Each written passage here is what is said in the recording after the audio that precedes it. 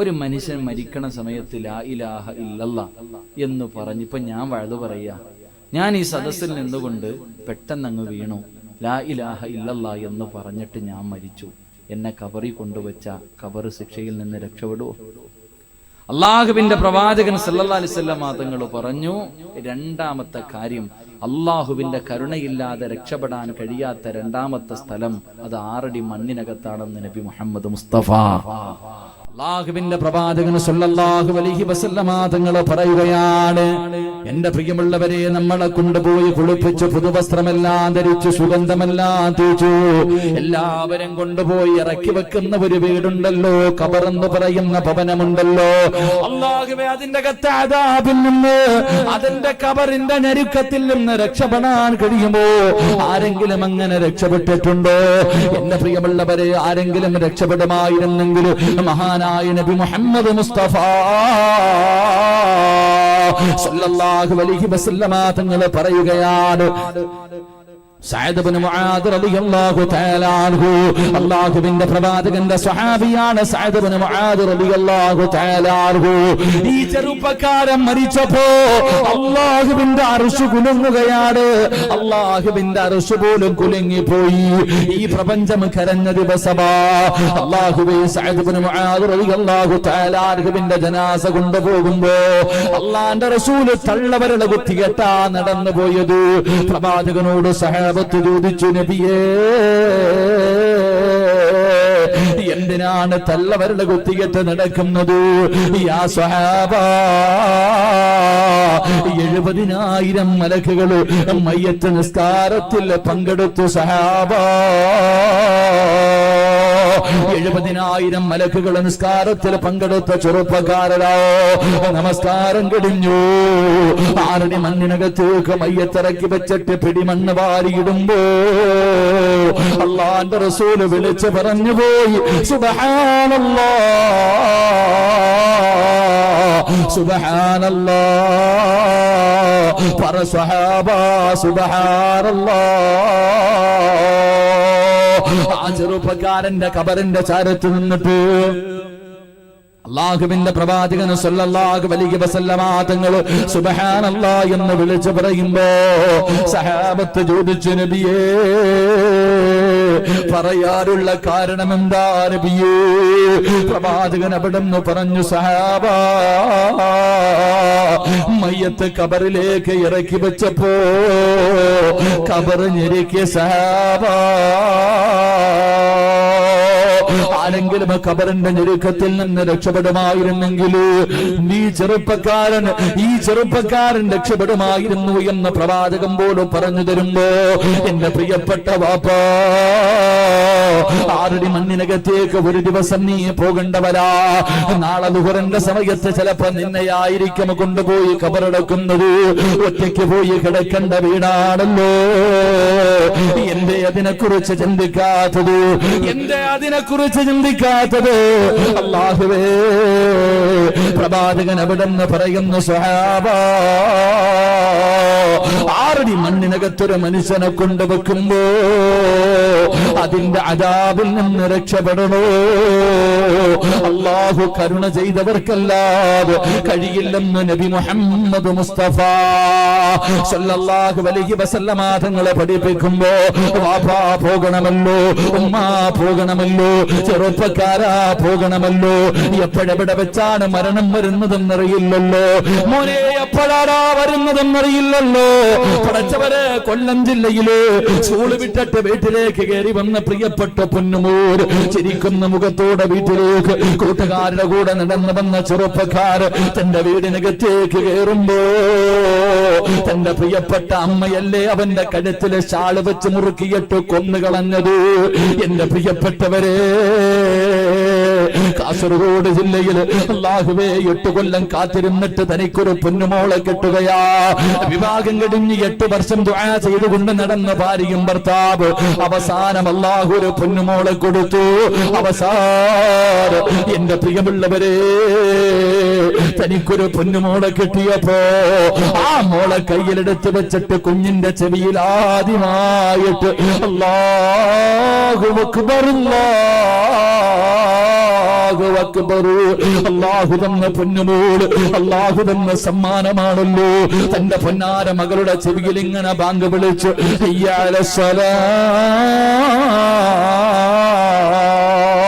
അവിടെ ഇങ്ങനെ എത്തിയപ്പോ ശരീരം വല്ലാതെ തളരുകയാ, വല്ലാതെ ശരീരം വിയർക്കുന്നുണ്ട്. തന്റെ കയ്യിലിരുന്ന ചോരക്കുഞ്ഞിന് അടുത്ത ആളിന്റെ കയ്യിലേക്ക് കൊടുത്തിട്ട് കസേരയിലൊന്ന് ചാരിയിരുന്ന് ചെറുപ്പക്കാരാ, 6 അടി മണ്ണിനകത്താടാ പൊന്നുമോനെ. എന്റെ പ്രിയമുള്ളവരെ, അതുകൊണ്ട് അല്ലാഹുവിന്റെ റസൂൽ പറയുകയാ, തങ്ങളെ ഖബർ കണ്ടിട്ടില്ലല്ലോ, ഖബർ കണ്ടിട്ടില്ലല്ലോ. എന്റെ പ്രിയപ്പെട്ട ചെറുപ്പക്കാരാ, പള്ളിക്കാട്ടിലൊരു പച്ച മനുഷ്യന്റെ മയ്യത്ത് കൊണ്ട് ഖബറടക്കുമ്പോ നീ കാണുന്നതല്ലടാ ഖബർ, അതല്ലടാ ഖബർ. അല്ലാഹുവിന്റെ റസൂൽ പറയുകയാ, ലൗലം യഅലമു മാ യഅതീഹി ബഅദൽ മൗത് മാ അകില അകിലാ വലാ ശരിബ ശുർബാ ഇല്ലാ വഹുവ യബ്ഖീ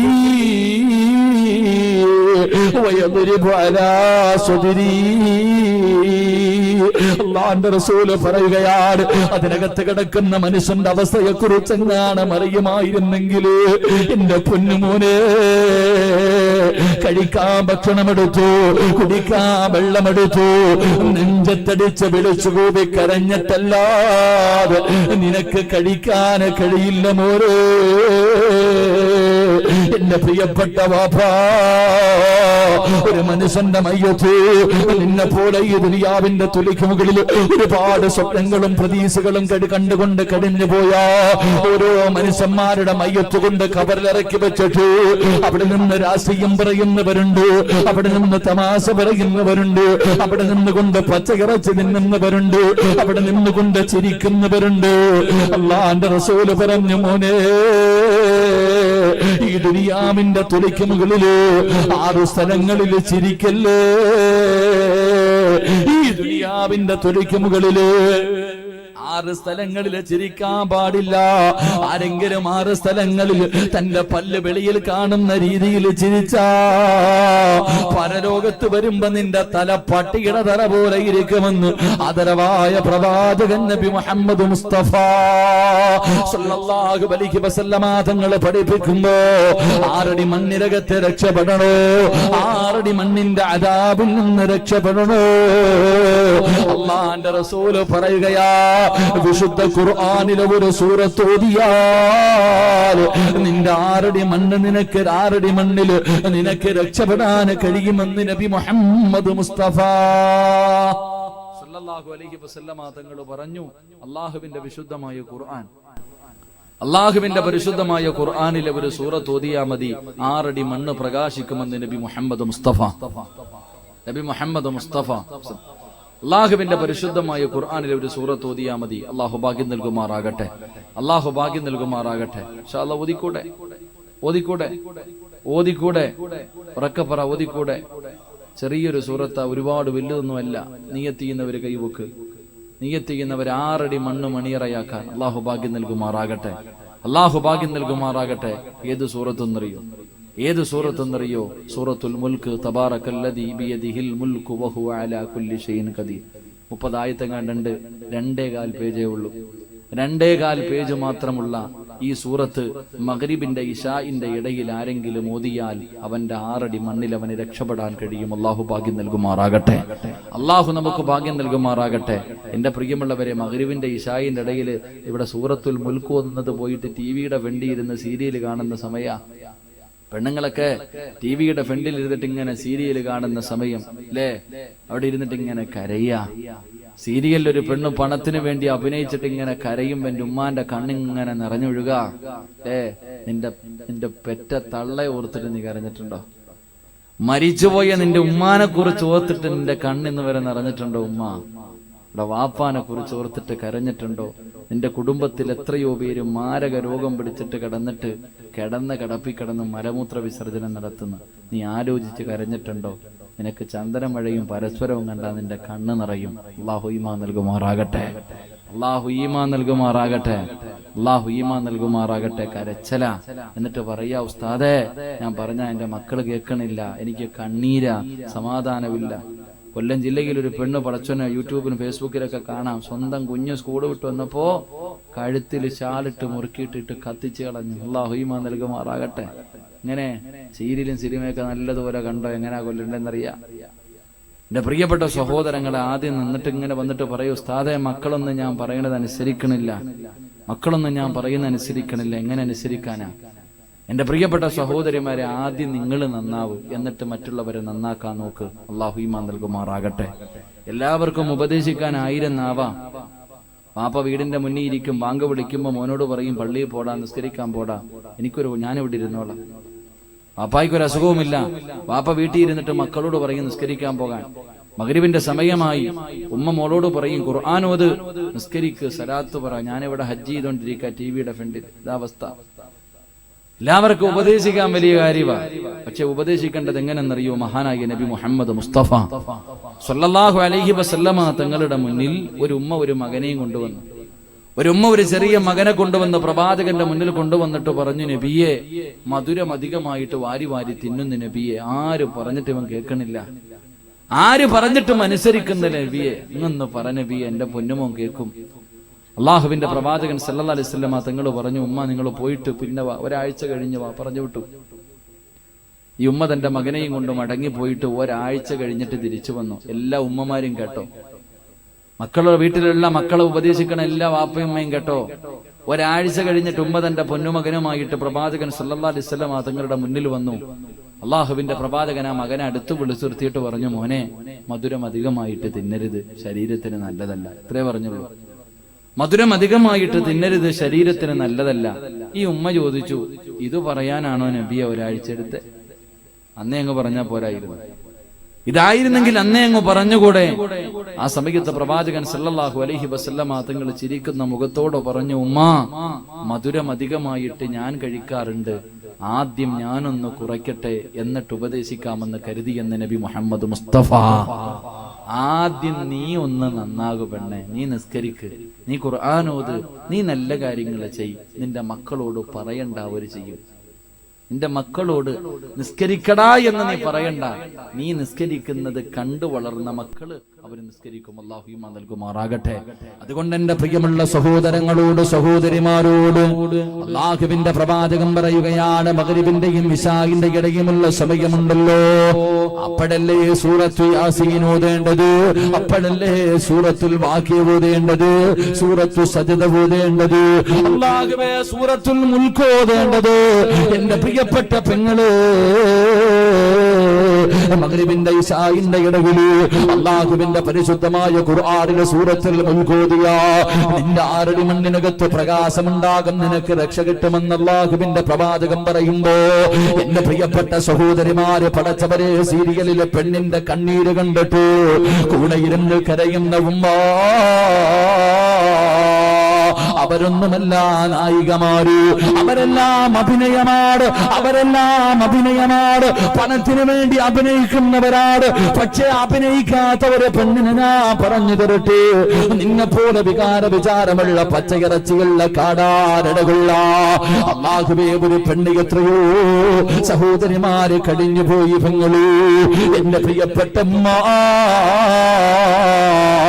നഫീസത്തുൽ മിസ്രിയ റളിയല്ലാഹു തആല തന്റെ വീടിനകത്ത് ആരും കാണാതെ സ്വന്തമായിട്ടൊരു ഖബർ കൊടുക്കുകയാ. തന്റെ വീടിനകത്ത് സ്വന്തം കൈകൊണ്ട് നഫീസത്തുൽ മിസ്രിയ റളിയല്ലാഹു തആല ഒരു ഖബർ കൊടുക്കുകയാ. എന്നിട്ട് ഖബർ കുടിച്ചിട്ട് ഖബറിനകത്ത് ഇറങ്ങിയിരുന്ന് നിസ്കാരമാണ്. അല്ലാഹുവിന്റെ പരിശുദ്ധമായ ഖുർആൻ എടുത്തുകൊണ്ട് ആറടി മണ്ണിനകത്ത് ഇറങ്ങിയിരുന്നിട്ട് 4000 പ്രാവശ്യം അല്ലാഹുവിന്റെ ഖുർആൻ മുഴുവനും ആദ്യം മുതൽ അവസാനം വരെ ഓതി തീർക്കുകയാ. പക്ഷേ നഫീസത്തുൽ മിസ്രി റളിയല്ലാഹു തആല അൻഹ ആറടി മണ്ണിനകത്തിരുന്ന് ഏറ്റവും പ്രാവശ്യം ഓതിയ ഒരു ആയത്തുണ്ടായിരുന്നു. ഏറ്റവും കൂടുതൽ പ്രാവശ്യം ഓതിയ ഒരു ആയത്തുണ്ടായിരുന്നു. ഈ ആയത്തോതിയിട്ട് നഫീസ് റളിയല്ലാഹു തആല അൻഹ കരഞ്ഞ് കരഞ്ഞ് ഖബറിനകത്ത് തളർന്നു വീഴുമായിരുന്നു. അല്ലാഹുവേ, ഏറ്റവും കൂടുതൽ പ്രാവശ്യം ഓതിയ ആയത്ത് ഏതെന്നറിയുമോ? ഇന്നലതൈനാ അൻകാലം വജഹീമാ وطعاما ذا غصة وعذابا أليما. നഫീസത്തുൽ മിസ്രി റളിയല്ലാഹു തആല അൻഹ ആരും കാണാതെ വീടിനകത്ത് കുടിച്ചിട്ടിരിക്കുന്ന ഖബറിനകത്ത് ഇറങ്ങിയിരുന്നിട്ട് അല്ലാഹുവിന്റെ ഖുർആനിലെ ഈ ആയത്ത് ഓതിയിട്ട് കരയുകയാണ്. കരഞ്ഞ് കരഞ്ഞ് തളർന്നു വീഴുമായിരുന്നു എന്ന് ചരിത്രം പഠിപ്പിക്കുമ്പോ എന്റെ പ്രിയപ്പെട്ട പെങ്ങളെ, മൈമൂനത്തുൽ മിസ്രിയാനെ നിനക്കറിയുവോ പൊന്നുമോള്? മൈമൂനത്തുൽ മിസ്രിയ എന്ന് പറയുന്ന ഒരു പെണ്ണുണ്ടായിരുന്നു. അല്ലാഹുവേ, എന്റെ പ്രിയപ്പെട്ട ചെറുപ്പക്കാരാ, റബീഅത്ത് ബിൻ ഹൈസം എന്ന് പറയുന്ന ഒരു ചെറുപ്പക്കാരനുണ്ടായിരുന്നു. അല്ലാഹുവേ, പരിശുദ്ധമായ ഖുർആൻ സൂറത്ത് യാസീൻ ഇങ്ങനെ ഓതുകയാണ്. വഅസ്വാജുഹും ഫീ ളിലാലിൻ അലൽ ലറായികി മുത്തഖിഊൻ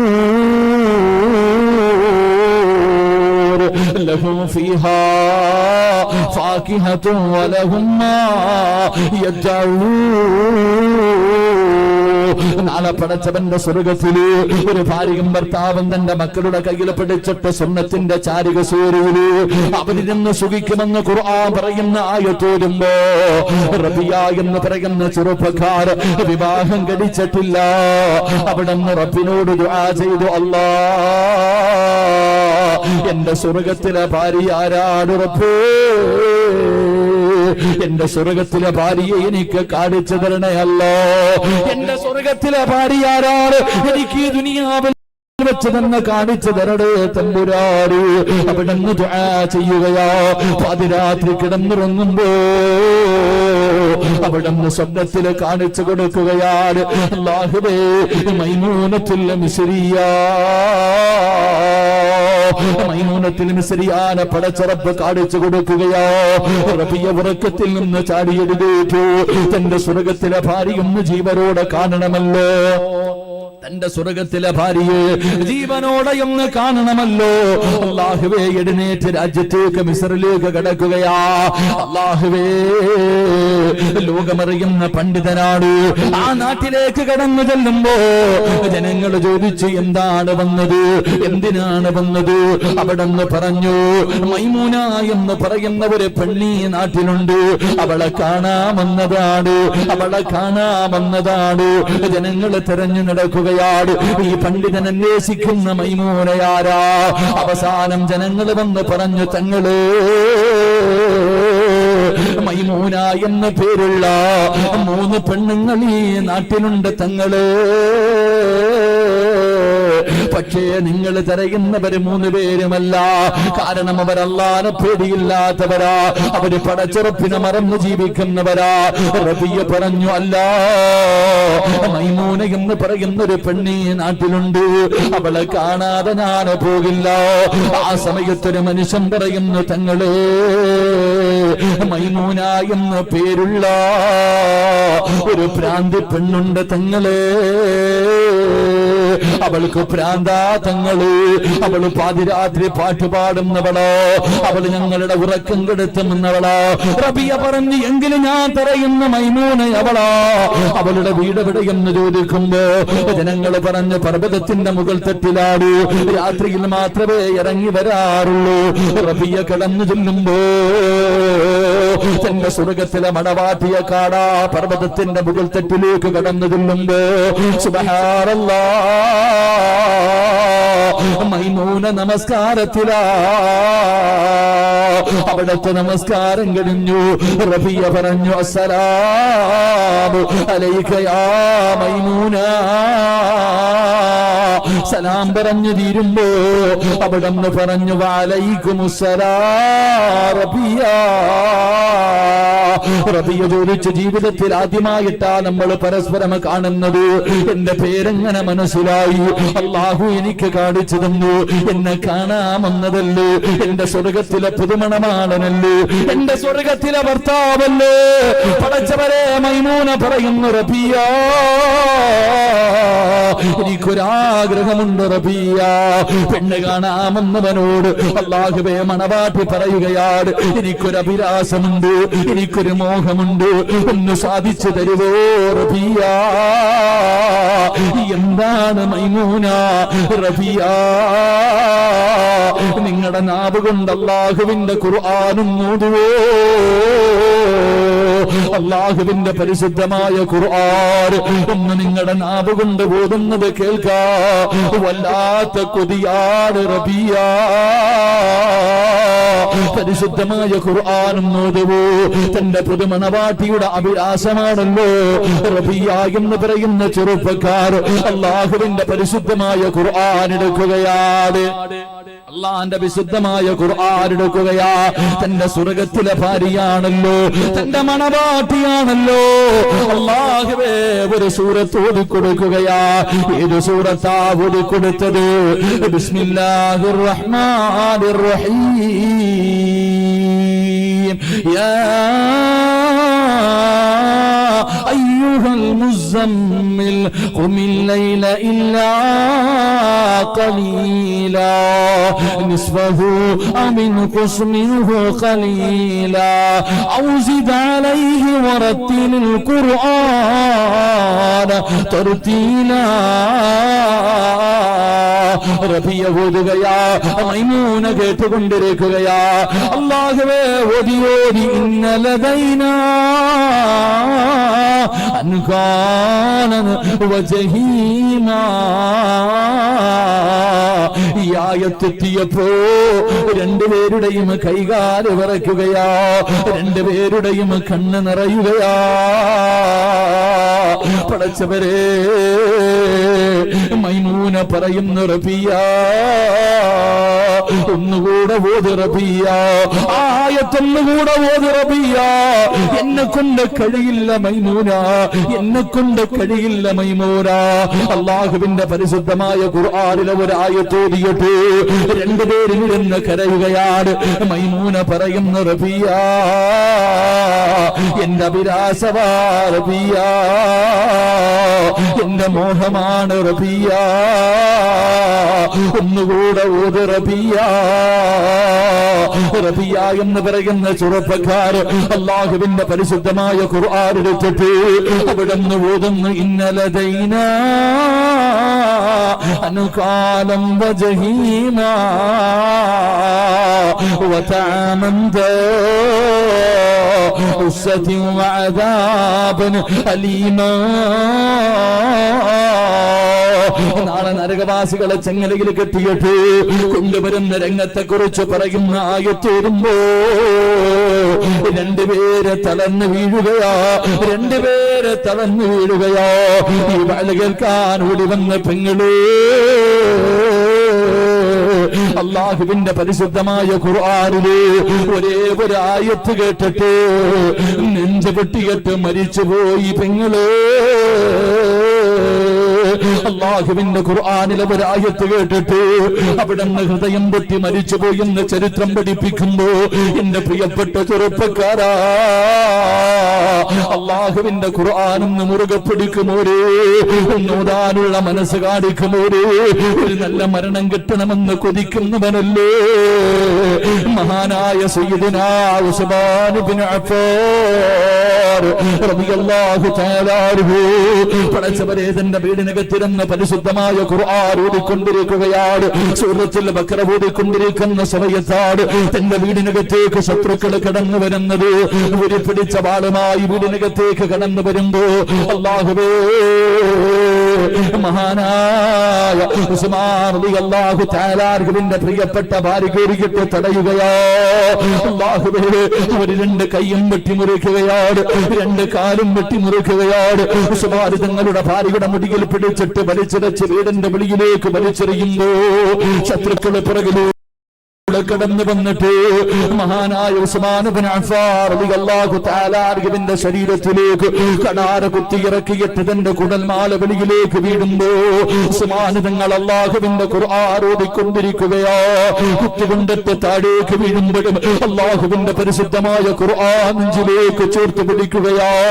എന്റെ പ്രിയപ്പെട്ട ചെറുപ്പക്കാരാ, ഖുർആൻ വല്ലാത്ത സ്നേഹമായിരുന്നു. ഒരു മരണസമയത്ത് പോലും തന്റെ കയ്യിൽ ഖുർആൻ വിട്ടില്ല.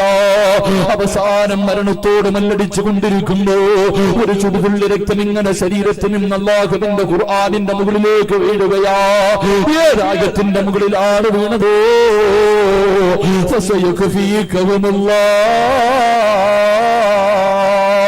പരിശുദ്ധമായ ഖുർആനിന്റെ മുകളിൽ തന്റെ ചുടുരക്തം ഇങ്ങനെ വീണിട്ട് ലോകത്തോട് യാത്ര പറയുമ്പോ എന്റെ പ്രിയപ്പെട്ട ചെറുപ്പക്കാരാ, മോനെ, ഒരു നല്ല മരണം വേണ്ടേടാ, ഒരു നല്ല മരണം വേണോ പൊന്നുമോനെ? എന്റെ പ്രിയപ്പെട്ട ചെറുപ്പക്കാരാ, എപ്പോഴെവിടെ വെച്ചാണ് വരുന്നതെന്നറിയില്ല. ഒരുപാട് ചിരിക്കല്ലേ, ഒരുപാട് ആസ്വദിക്കല്ലേ, പടച്ചറപ്പിനെ മറന്നു പോകല്ലേ. ഒരുപാട് ചിരിക്കണമെന്ന് തോന്നുമ്പോ, ഒരുപാട് സന്തോഷമുണ്ടാകുമ്പോ കുല്ലും സബ്ബഹും ഫീ അഹ്ലിഹി വൽ മൗതു അദിനാ മിൻ ശിറാഖീനലിഹി. കാലിൽ കിടക്കുന്ന ചെരുപ്പിലേക്കൊന്ന് നോക്കടാ. ആ ചെരുപ്പിന്റെ ബാറ് നിന്റെ കാലിന്റെ തൊലിയോട് എത്ര അടുത്ത് കിടക്കുന്നു. മരണം നിന്റെ കൂടെയുണ്ട് ചെറുപ്പക്കാരാ. എടാ, ജീവിതത്തിൽ ഒരിക്കലേ ചിരിക്കാറൂ. അത് സന്തോഷമുണ്ടാകുമ്പോഴല്ല, പണം കിട്ടുമ്പോഴല്ല, കല്യാണ രാത്രിയിലല്ല, മക്കളെ കാണുമ്പോഴല്ല, തമാശ കേൾക്കുമ്പോഴല്ല, സന്തോഷമുണ്ടാകുമ്പോഴല്ല. ജീവിതത്തിൽ ഒരിക്കലേ മനസ്സറിഞ്ഞിട്ട് ചിരിക്കാവൂ. എപ്പോഴാണ് ചിരിക്കേണ്ടതെന്നറിയുവോ? അന്തല്ലദീ വലദതു ഉമ്മുക ബകിയാ والناس حولك يلحقون سرورا وجهد لنفسك أن تكون إذا بكوا في حال موتك لاحقا مسرورا.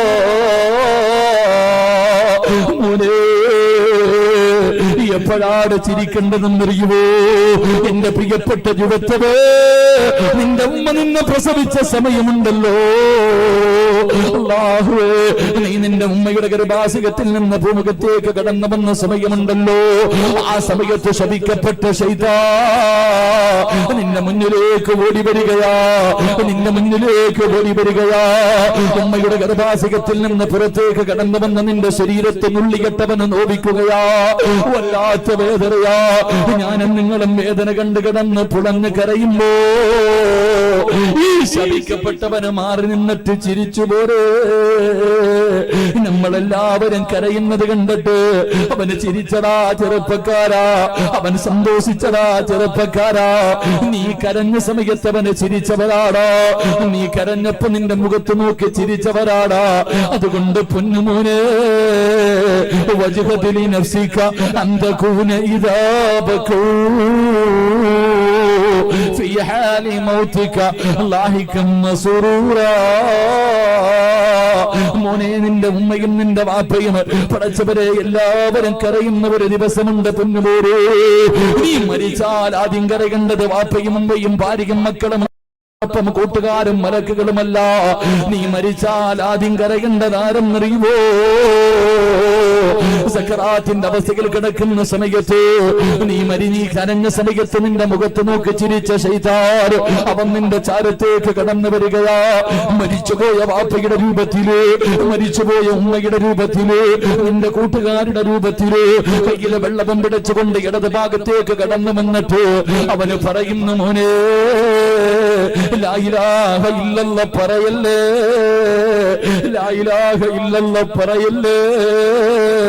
കുടിക്കാ വെള്ളം തരാമോനെ എന്ന് പറഞ്ഞുകൊണ്ടവൻ നമ്മളെ ചതിക്കാൻ നോക്കുന്ന സമയത്ത് പോടാ ശപിക്കപ്പെട്ടവരെ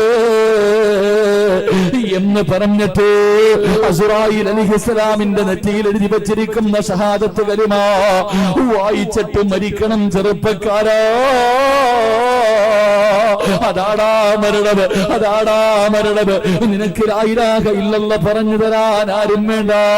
നിന്റെ റൂഹ് പിടിക്കുന്ന മരക്കുന്ന മുഖത്തെഴുതി വെച്ചിരിക്കുന്ന ഷഹാദത്ത് കലിമ നീ ഉറക്കെ പറഞ്ഞു മരിച്ചിട്ട് പടച്ചുറപ്പിന്റെ സ്വർഗത്തിലേക്ക് പച്ചപ്പറവയെ പോലെ പറന്നു പോകുന്ന കാഴ്ച കാണുമ്പോ ശപിക്കപ്പെട്ട ശൈത്താൻ നെഞ്ചുപൊട്ടികെട്ട് കരയണം മോനെ, നെഞ്ചുപൊട്ടികെട്ട് കരയണമെന്നോ.